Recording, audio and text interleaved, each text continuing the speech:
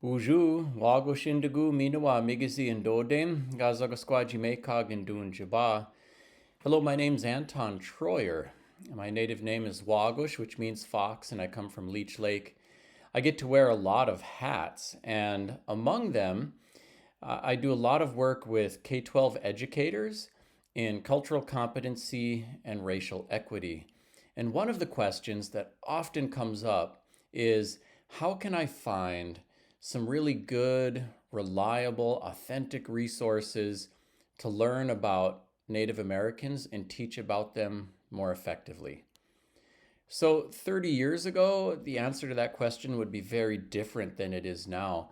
There are many, many Native people doing really incredible work and publishing books, articles, developing curriculum, much of which is very accessible to you.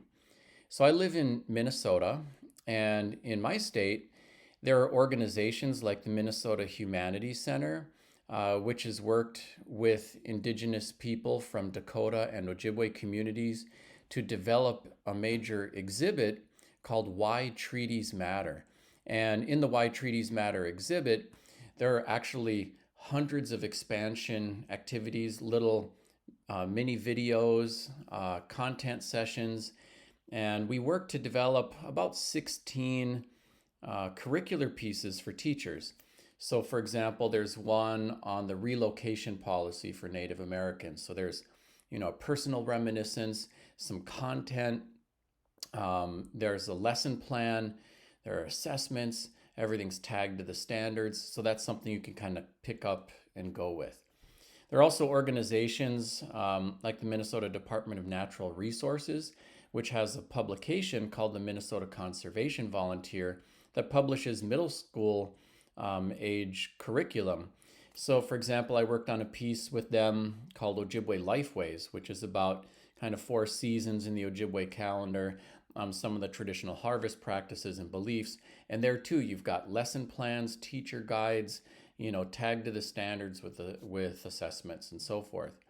There are many, many other organizations and efforts like this. So, for example, the Minnesota Partnership for Collaborative Curriculum is really a pretty novel idea. And John Fila, who's a colleague of mine, said, it's tough for teachers in Minnesota. We always have to buy our books from California and Texas, written by people who haven't spent much time here and aren't really Minnesota specific. And his idea was, let's develop our own curriculum, but instead of just publishing books, let's publish it online with what's called a Creative Commons license, which means anyone can pick it up and use the content. And the goal is to have so much material built up over time that is specific to this particular state that it will supplant the need for textbook buys from Texas and California. Over time, it means not only will we have stuff that is more authentic, reliable, built by K-12 educators here, but it means that school districts, not only will they not have to buy books from other places, they just won't have to buy textbooks. We will have tons of content already here.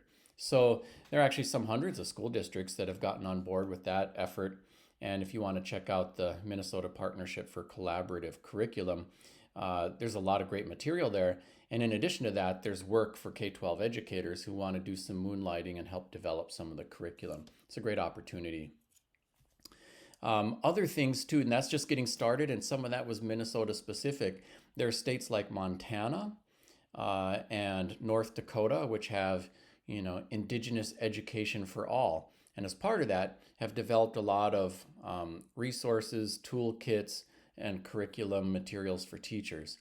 There are states like Alaska, which have a whole separate set of standards for Alaskan Indigenous languages and cultures. And that also provides some great resources and guidance.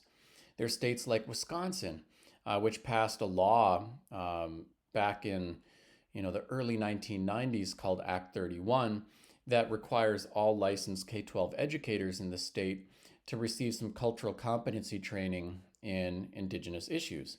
And as a result, there are lots of materials there. So on the Wisconsin Department of Public Instruction's website, there are links and connections to some of these other resource materials. And if you did even a Google search for Act 31 Wisconsin, you'd find specific things for that particular state.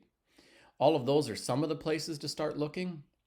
And then there are just so many Native scholars and creative people that have been doing work. So even just in the young reader realm, there are many, many Indigenous authors who are developing new material for a variety of age levels.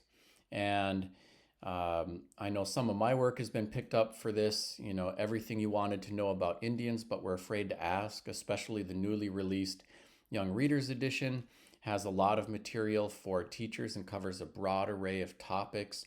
And there are many, many other wonderful books that are out there, and I encourage you to look around. I also have in the back of everything you wanted to know about Indians but were afraid to ask lists of vetted resources by Indigenous authors and about Indigenous topics. And then on my website, I continually update a list of Indigenous authored works about Indigenous people that'll be really helpful for K-12 educators. And that, all of it is free. Thank you so much for watching today. Miigwech. Thanks for watching today. I'm Anton Treuer. Let's keep in touch. I'm active on social media, and my website has lots of information on my books, speaking engagements, free Ojibwe language resources, resources for teachers, and more. Miigwech.